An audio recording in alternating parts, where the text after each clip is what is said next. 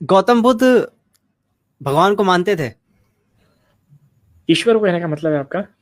क्योंकि हम तो खुद भगवान को ईश्वर को भगवान मानते बुद्ध थे क्या कहते कि हैं। कोई ईश्वर है? पता नहीं कैसे कई सारे लोगों ने फैला दिया है कि बुद्ध ने कभी ईश्वर का विरोध नहीं किया वगैरह वगैरह। बिल्कुल साफ साफ शब्दों में बुद्ध ने ईश्वर को नकारा है। साफ साफ शब्दों में एक सूत्र आता है जहाँ पे बुद्ध ने कहा है कि देखो ये 3 प्रकार के मिथ्या दृष्टि है जो लोग मानते हैं कि ये पृथ्वी ईश्वर के कारण निर्माण हुई है, या ये पृथ्वी अकारण निर्माण हुई है, या ये पृथ्वी किसी एक कारण से निर्माण हुई है। बुद्ध इन तीनों आर्गुमेंट को नकारते हैं। ये 3 प्रकार के उस समय आर्गुमेंट्स थे कि पृथ्वी ईश्वर के, जो पूरा विश्व है, पूरा संसार है, पूरा ब्रह्मांड है, ये ईश्वर द्वारा निर्मित है।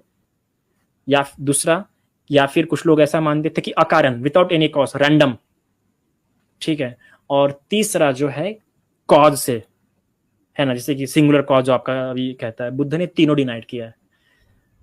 बुद्ध इस प्रकार से नहीं मानते, तो बुद्ध ने ईश्वर को साफ साफ नकारा है। क्यों? क्योंकि जब बुद्ध भी देखते हैं, तो जब बुद्ध ने अपने पूरी काया में देखा, ब्रह्मांड में देखा, तो बुद्ध को कहीं भी ऐसा एक, अभी आप गॉड किसे कहेंगे? सबसे पहले आप बताइए, आप गॉड किसे कहेंगे या ईश्वर? जिसके पास सुपर नेचुरल पावर हो, सुपर नेचुरल पावर हो, वो कुछ भी इंटरवीन करके कुछ भी रोक सके, किसी की मन की बात भी जान सके, जो करना चाहे वो कर सकता है। लॉज ऑफ फिजिक्स जितने भी हैं उसको मतलब वो ब्रेक कर सकते हैं, जो हम नहीं कर सकते नॉर्मल ह्यूमंस।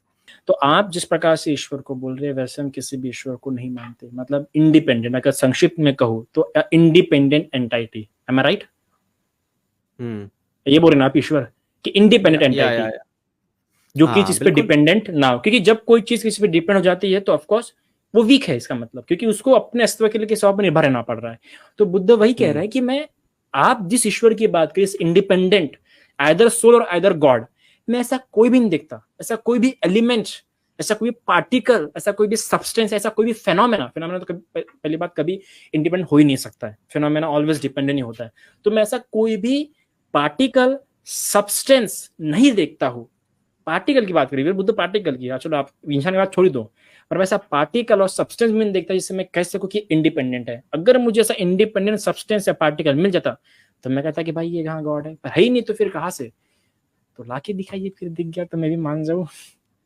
कभी कभार लगता है कि काश हम भी गॉड को माने तो जीवन तो और आसान हो गया था। कभी बार लगता है मुझे कि अगर मैं भी गॉड को मान, जिंदगी कितनी आसान हो जाएंगी। पेरियर बोलिए बोलिए। रामास्वामी बहुत कहते हैं, बहुत प्यारा कहते हैं पेरियर रामास्वामी, कि देखो ईश्वर पे विश्वास करने के लिए किसी चीज की आवश्यकता नहीं लगती है।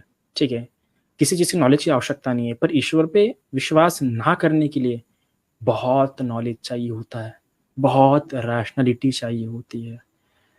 So that is what Buddhism is, कि ईश्वर को नहीं मानता, इवन द सोल को भी नहीं मानता।